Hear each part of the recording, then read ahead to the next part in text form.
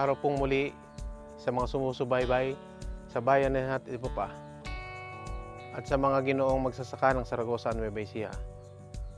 Ang ating pong pag-uusapan ngayong araw na ito ay kung paano po nating mahuhuli ang fruit fly, ang isa sa pangunahing problema sa pag-aalaga ng mangga.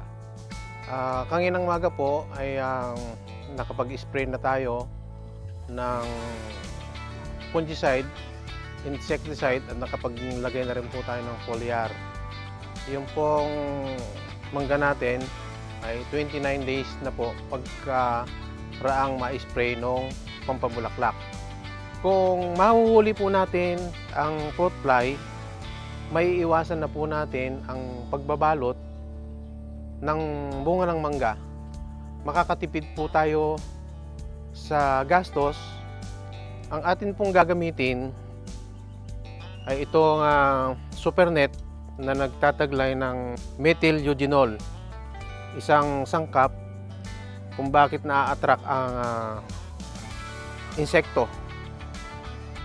Ang mineral bottled water, ang yung wala naman magagamit natin, kailangan pong may tubig sa loob na kalahati lang para pag isinabit po natin sa mangga, hindi iuugoy ng hangin. Meron po siyang pabigat. Ang tali na siyang gagamitin natin, pantali dito, ilalagay po natin itong super net dito sa bottled water. I-shake muna itong super net at i-spray po natin dito sa bottled water. Ganyan lang po ang pag-spray. Dahan-dahan. Pag na-spray na po natin dito, atin pong tatalian.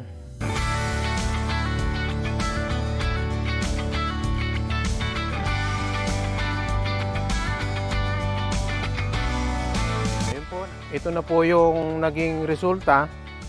Buhat nung spray natin, 5 minutes po ang nakalipas, mayroon na po siyang na-trap. Hindi pa po natin isinasabit doon sa puno ng mangga. Isang oras pa lang po ang makalipas, buhat nung ikinabit ko to, ito na po ang resulta. Kung gaano ka-epektibo itong super net. Ito po yung isang isinabit ko, buti po siya na inisprayan ko ng super net.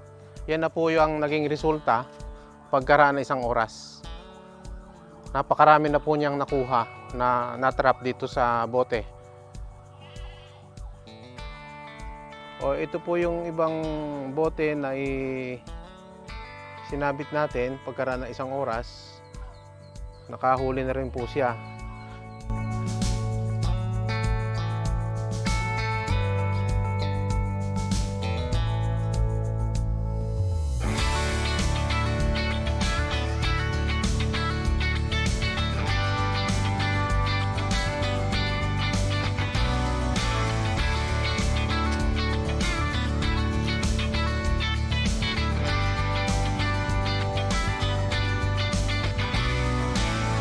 Para po makasiguro tayo sa makinis at magandang resulta ng bunga ng ating mangga, ay gumamit po tayo ng trap para sa fruit fly.